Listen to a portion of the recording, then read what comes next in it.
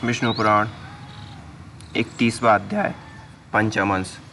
भगवान का द्वारकापुरी में लौटना और 16,100 कन्याओं से विवाह करना। श्री पराशर जी बोले, हे द्विजोत्तम, इंद्र ने जब इस प्रकार स्तुति की तो भगवान कृष्णचंद्र गंभीर भाव से हंसते हुए इस प्रकार बोले।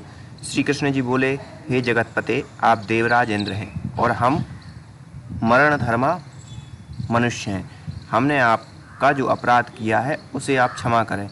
मैंने जो यह पारिजात वृक्ष लिया था इसे इसके योग्य स्थान को ले जाइए। हे शक्र, मैंने तो इसे सत्यभामा के कहने से ही लिया था, और आपने जो वज्र फेंका था उसे भी ले लीजिए, क्योंकि ये शक्र, यह शत्रुओं को नष्ट करने वाला शस्त्र आप ही का ही है। इंद्र बोले, हे ईश, मैं मनुष्य हूँ, ऐसा कहकर मुझे क्यों मोहित करते हैं।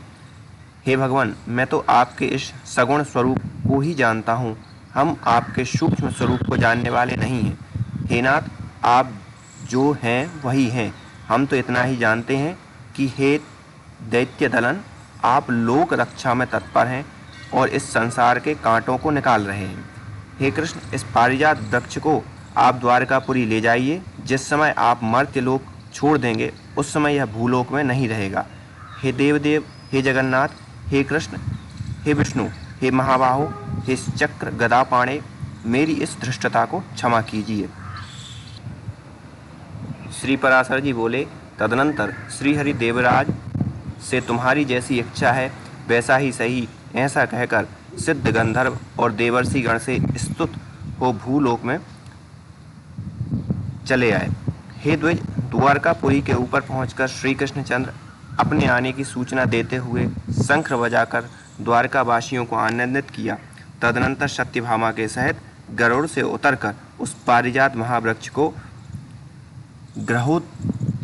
ग्रहोद्यान में लगा लिया, जिसके पास आकर सब मनुष्यों को अपने पूर्व जन्म का स्मरण हो जाता है और जिसके पुष्पों से निकली हुई गंध से 3 योजन तक पृथ्वी सुगंधित रहती है।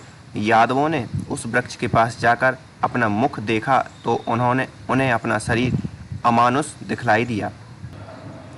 तदनंतर महामती श्री कृष्णचंद्र ने नरकासुर के सेवकों द्वारा लाए हुए हाथी, घोड़े आदि धन को अपने बंधु बांधवों में बांट दिया और नरकासुर की वरण की हुई कन्याओं को स्वयं ले लिया। शुभ समय प्राप्त होने पर श्री जनार्दन ने उन समस्त कन्याओं के साथ जिन्हें नरकासुर बलात् हर लाया था विवाह किया। हे महामुनि, श्री गोविंद ने एक ही समय पृथक पृथक भवनों में उन सबके साथ विधिवत धर्मपूर्वक पाणी ग्रहण किया। वे 16,100 स्त्रियां थीं।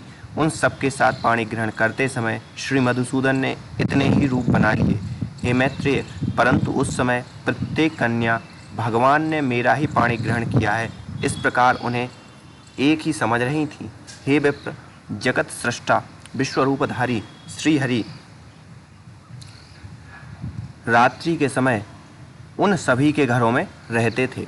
इति श्री विष्णु पुराणे पंचम अंशे 1 300 अध्याय।